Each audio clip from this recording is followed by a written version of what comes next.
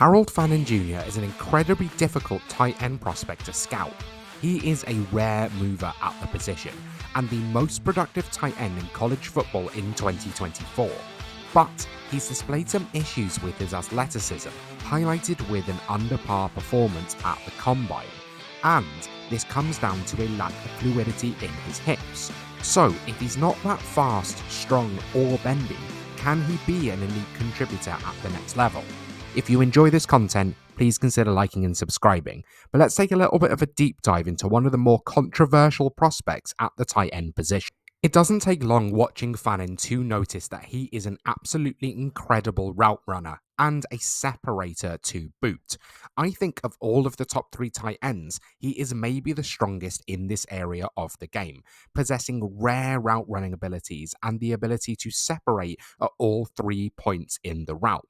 One of the things which I think is incredibly strong about his route running is I think he has a great understanding of the nuances of tempo, with the ability to then slow up, speed down, and break suddenly to mean that he can separate from a defender. And this is something that you saw all throughout his film last year, as he was incredibly productive, even if the majority of that was against lower end opposition, playing for Bowling Green University, which I'll admit was somewhere that I hadn't actually heard of before Harold Fannin started to come out. The other thing is the yards after the catch ability. He led all tight ends in college football in yards after the catch last year, and I think he looks like a running back when he has the ball in hands. His ability to try and navigate space in the open field or break through contact is absolutely elite and was great to see when I was watching on film. He also has, I would say, the best hands of any tight end prospect. He makes all catches look relatively routine, and things just settle into his paws in a way that they sometimes don't for other prospects. And that's evidenced by the fact that he had just 2 drops in his 171 career targets. It's also quite clear with Harold Fannin that he is a big play threat, able to rip off chunk plays, especially when he is running down the seam. So there's so much to love about this player. Why is he a little bit more controversial than that in the draft community? A lot of this comes down to athleticism and the fact that he is massively undersized at the position at 6'3", 235 pounds. Now, this is interesting and doesn't necessarily prohibit him from being able to play tight end in the NFL, but it does prohibit him from being able to do a few different things. People were then disappointed with his combine performance with a relatively slow 40, hoping that if he was undersized, he'd have absolutely breakneck elite speed, which seemingly he doesn't really seem to have.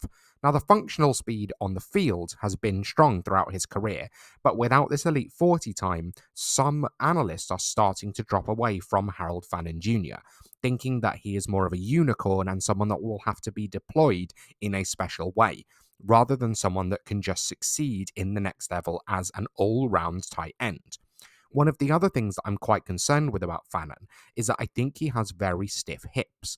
I think he really lacks bend, which can limit his ability to run a full route tree. And I think just from watching his gauntlet drill at the combine, the way that he is wavering across the line shows you the way that he is unable to just move through his lower body. That means that there's then a lack of ability to create torque, meaning that he struggles to turn upfield quickly. And I think sometimes you can see the fact that some of this yak has been generated against lower quality opposition who just don't have the same level of athleticism he's going to see when he gets to the NFL. He definitely lacks functional strength as well. I think sometimes I struggle to see him blocking in the run game, which obviously means as a tight end, you're not going to be able to stay on the field for all 3 downs. When you are brought out onto the field, the opposition will be able to understand that it's more likely to be a pass play. Now, Fannin is a very confusing prospect to me. I love the upside, I don't particularly like the floor. In a weaker tight end class, I would be quite happy having this as my tight end 1 and feeling very good about the potential for what he could be in the league.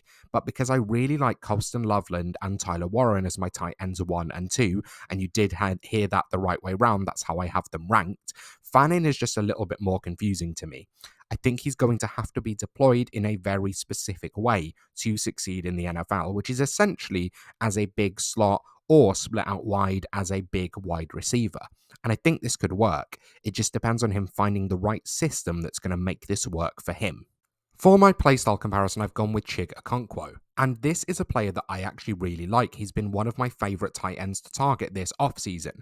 Chig is a relatively rare mover at the position, and someone that is great working down the field, out of the seam, or gaining yards after the catch.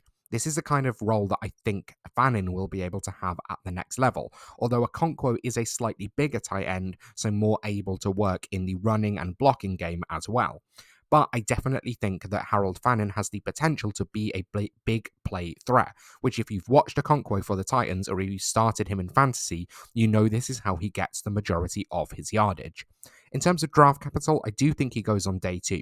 He's currently the consensus tight end 3, and I think a team will be perfectly happy taking him in on day 2, whether it's late second or early third. There is so much potential in this player if you can use him correctly. We've seen that rare movement ability, and he was so productive in college. You can clearly get something out of him.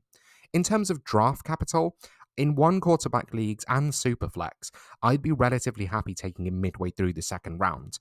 I would have two first round tight ends at the current point of asking. Fannin is definitely slotting in as my tight end 3.